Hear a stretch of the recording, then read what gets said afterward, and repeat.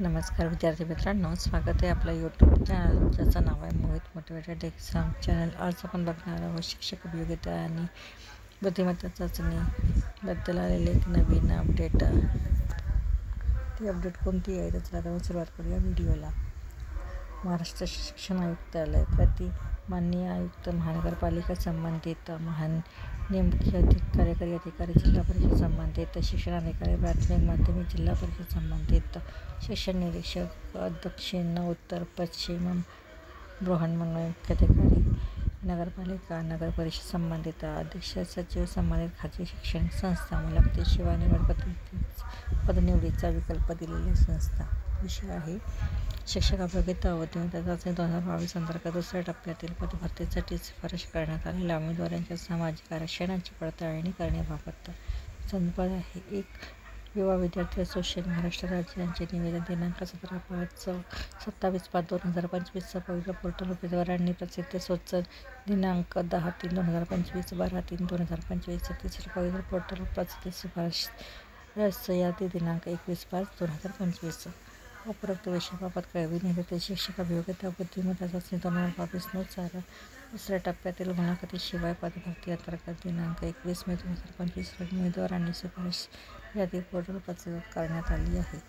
शासन निर्णय दिनांक 27 फेब्रुवारी 2024 अन्वये सरळ सेवा भरतीमध्ये सामाजिक आणि शैक्षणिक मागासवर्ग म्हणजे सोशल आणि एज्युकेशनली बॅकवर्ड SCBC वर्गासाठी 10% आरक्षण विहित करण्यात आले आहे। दुसऱ्या टप्प्यातील पदभरतीच्या जाहिरातीपूर्वी पोर्टलवर दिनांक 10/3/2025 पासून उमेदवारांना त्यांच्या सामाजिक प्रवर्गामध्ये आवश्यक बदल करण्याची सुविधा देण्यात आली होती।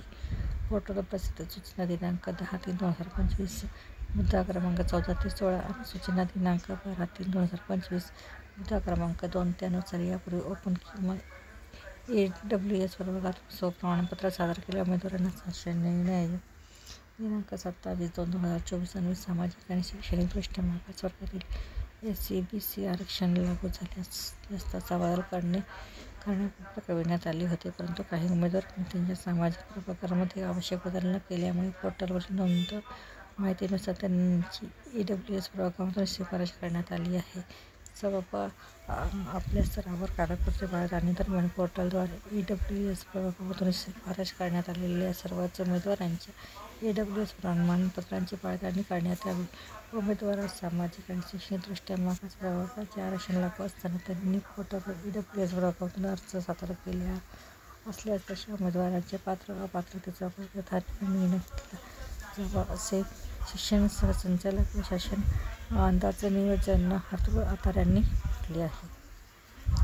प्रत आहे माहिती सविनय साधक माननीय आयुक्त शिक्षण महाराष्ट्र राज्य पुणे यांचे स्वीय सहाय्यक उपसचिव TNT1 शालेय शिक्षण क्रीडा विभाग मंत्रालय मुंबई 32।